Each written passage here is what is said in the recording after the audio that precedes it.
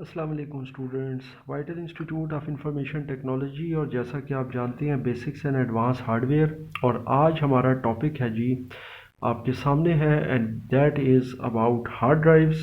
आज हम इंशाल्लाह हार्ड डिस्क एनाटॉमी या हार्ड डिस्क के इंटरनल स्ट्रक्चर को हम स्टडी करेंगे और इसके डिफरेंट जो फंक्शंस होते हैं, इसके जो पार्ट्स होते हैं, उनको समझेंगे। सबसे पहले मैंने आपके लिए दो हार्ड ड्राइव्स इधर अरेंज की हैं। एक हार्ड ड्राइव है फजिट्सो की, फजिट्सो लिमिटेड, ठीक है, और एक हार्ड ड्राइव है जी मेरे पास वेस्टर्न डिजिटल की। इन दोनों हार्ड ड्राइव्स को अरेंज करने का मकसद ये था क्योंकि डेफिनेटली हार्ड डिस्कें तो मुख्तलिफ़ तरह की होती हैं।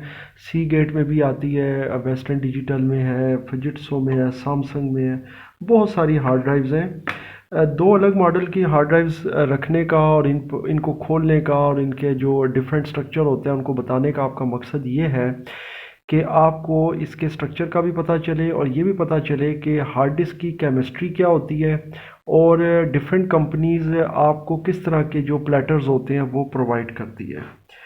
खैर, प्लेटर असम्बली भी इंशाल्लाह ताला भी डिस्कस करेंगे। सबसे पहले हम फजिट्सो वाली हार्ड डिस्क को डिसमेंटल करते हैं जी। आपकी आसानी के लिए मैंने इसमें जो स्क्रू हैं वो कम लगाए हुए हैं। एक दो स्क्रू मैंने पहले से निकाल लिए ताकि वीडियो ज़्यादा तवील ना बने। तो ये मैं जनाब यहाँ से स्क्रू इसके रिमूव कर रहा हूँ। ये जनाब मैंने स्क्रू जो है ना जी रिमूव कर दिया। अब आपको टॉप से भी दो स्क्रू रिमूव करने होंगे। ये आप देख सकते हैं यहाँ पर जो ये सर्कल है और ये जो सर्कल है, तो इससे पता चलता है कि ये वाला जो स्क्रू है ये प्लेटर की तरफ लगा हुआ है क्योंकि ये बड़ा सर्कल है यहाँ पर, और एक ये वाला भी स्क्रू है, तो इससे पता चलता है कि ये एक्टुएटर एक्सेस के ऊपर ये जो स्क्रू है ये लगा हुआ है। अच्छा जी, खैर अभी हम इसको यहाँ से भी रिमूव कर देते हैं और फिर प्लेटर के ऊपर जो स्क्रू लगा है वो भी रिमूव कर देते हैं जनाब। तो ये जनाब स्क्रू मैंने इस हार्ड ड्राइव के सारे रिमूव कर दिए हैं, फजिट्सो वाली जो है। अब इसके बाद इसका कवर मैं यहाँ से रिमूव करूँगा। सम टाइम कवर थोड़ा सा स्टिकी हो जाता है तो आप इसको स्क्रू ड्राइवर की मदद से भी रिमूव कर सकते हैं। तो ये जनाब मैंने इसका कवर रिमूव कर दिया। हार्ड डिस्क आपके सामने है। अच्छा जी, अब हार्ड डिस्क बेसिकली अगर आप इसको साइड से देखें, ये मैं आपको दिखाना चाहूँगा, तो इसके अंदर आपको चार प्लेटर्स नज़र आ रहे हैं, 1 2 3 और 4, और चारों प्लेटर्स के साथ आपको ये हेड्स नज़र आ रहे हैं। अगर आप इसको क्लोज लुक में देखें तो ये आपको नज़र आ रहे हैं कि ये अलग अलग आपको हेड्स नज़र आ रहे होंगे। ये टोटल इसके अंदर 5 आर्म्स हैं। अच्छा, अब होता ये कि ये वाला जो प्लेटर होता है ना, ये इसके दोनों सरफेस के ऊपर बेसिकली डाटा होता है। ये ट्रैक्स और सेक्टर्स में डिवाइडेड होता है, और ये जो चीज़ होती है आपकी ये वाली, अब ये थोड़ी सी स्टक हुई हुई है। इसका मतलब है ये हार्ड डिस्क गिरी है जिसकी वजह से ये डैमेज हुई है। और आप ये देख सकते हैं कि ये जो प्लेटर है ये भी मूव नहीं कर रहे आसानी के साथ, वरना ये बड़ी आसानी के साथ जो है ना फ्रिक्शन लेस तरीके से ये मूव करते हैं।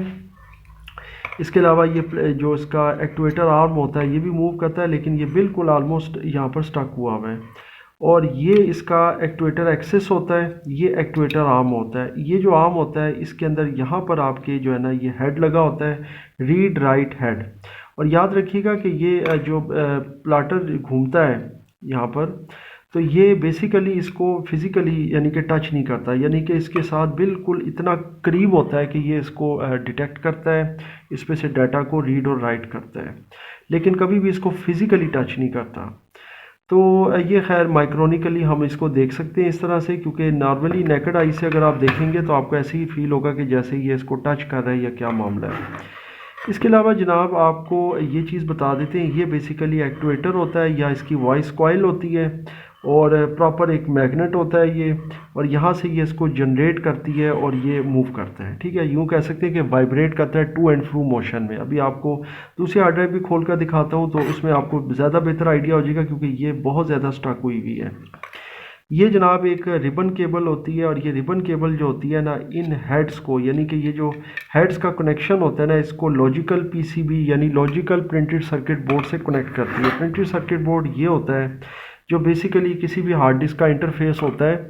इसके ज़रिए हार्ड ड्राइव जो है वो आपकी डिटेक्ट होती है, कंप्यूटर के साथ कनेक्ट होती है। इसके ज़रिए आपका हार्ड डिस्क का तमाम डाटा जो है वो ट्रांसफ़र होता है हार्ड डिस्क के से लेकर दूसरी ड्राइव्स में या दूसरी डिवाइसेस में, और दूसरी डिवाइसेस से या रैम वगैरह से प्रोसेस होकर तो हार्ड डिस्क में आता है। तो ये बेसिकली इसका लॉजिकल सर्किट बोर्ड होता है या प्रिंटेड सर्किट बोर्ड होता है।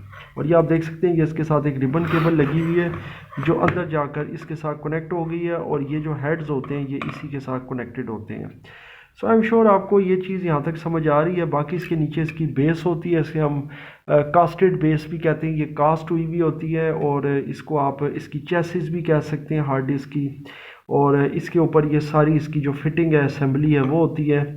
और आई एम श्योर आपको ये चीज़ इसमें अच्छे से समझ आ गई है। दूसरी हार्ड डिस्क की भी ज़ाहिर है लगभग यही असेंबली है, और उसको खोलने की हमें कोई ख़ास ज़रूरत नहीं है, लेकिन उसको मैं इसलिए खोलूँगा ताकि आपको उसके हवाले से भी कुछ इन्फॉर्मेशन मैं दे सकूँ।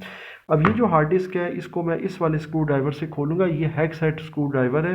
हेक्स हेड का मतलब ये होता है कि अगर आप इसकी टिप को गौर से देखें तो उसके 6 मुंह होते हैं। 4 मुंह वाला जो होता है वो फिलिप्स हेड होता है, और ये 6 हेड्स वाला है, ये हेक्स हेड है। तो इसके जो स्क्रू हैं वो हेक्स हेड से ओपन होंगे। तो ये सारे स्क्रू मैं रिमूव कर रहा हूँ इसके।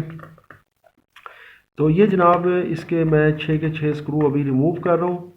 तो ये फिर आपको साथ साथ आइडिया होता रहेगा कि किस तरीके से हम स्क्रूज़ वगैरह रिमूव करते हैं। और हार्ड ड्राइव्स के अंदर यहाँ पर भी एक स्क्रू ऊपर लगा होता है जो नॉर्मली इसके स्टिकर के नीचे हिडन होता है, लेकिन वो फिर आप स्टिकर रिमूव करके उस स्क्रू को भी रिमूव कर सकते हैं। अभी जनाब मैंने 5 स्क्रू रिमूव कर दिए हैं, और ये लास्ट 6ठा स्क्रू भी रिमूव कर दिया है। उसके बाद आपने इसके ऊपर से ये स्टिकर हटाना है एक, और यहाँ से भी आपको एक अदद स्क्रू यहाँ पर मिल जाएगा, तो इसको भी हम यहाँ से रिमूव कर देते हैं। तो ये वेस्टर्न डिजिटल की हार्ड डिस्क है जी, और फिलहाल इसके ऊपर कैपेसिटी वगैरह नहीं लिखी हुई है, और इससे हमारा कंसर्न भी नहीं, क्योंकि हम ज़ाहिर इसके एनाटॉमी को डिस्कस कर रहे हैं। ये इसका आप जब लिड हटाएंगे तो ये आप देख सकते हैं यहाँ पर आपके सामने एक और हार्ड ड्राइव की असेंबली मौजूद है। और अभी मैं इसके आपको ये देखें, ये आपको मैं इसको हरकत देकर दिखाता हूँ, तो आप देख सकते हैं कि बिल्कुल फ्रिक्शनलेस तरीके से ये घूम रहा है, और ये इसका एक्टुएटर आर्म है, ये देखें। और ये बड़ी तेज़ी के साथ मूव करता है, यानी हार्ड डिस्क जब ऑन होती है तो ये बड़ी तेज़ी के साथ स्पिन होती है। और ये जो एक्टुएटर आर्म है ये मिली सेकेंड्स से भी कम वक्त के अंदर जो है ना ये डाटा को रीड करता है, एक्सेस करता है। और ये इसका एक्सेस होता है इस, यानी कि इस पर ये घूम रहा होता है, ये इसका एक्सेस है। और ये आप देख रहे हैं ये कंटिन्यूसली घूमता है। हार्ड डिस्क आपको पता है कि ट्रैक्स और सेक्टर्स में डिवाइडेड होती है, तो जैसे जैसे ये स्पिन करता है ये आपका प्लेटर, तो ये रीड राइट हेड जो होता है ना ये इसके ऊपर से मूव करता है। मैं फिर आपको कह रहा हूँ कि ये इसको फिजिकली टच नहीं करता, यानी कि इस तरह से इसको इसके सरफेस को टच नहीं करता, लेकिन ये इसके इस कदर करीब होता है कि ये आपको ऐसे फील होता है कि जैसे टच कर रहे हैं।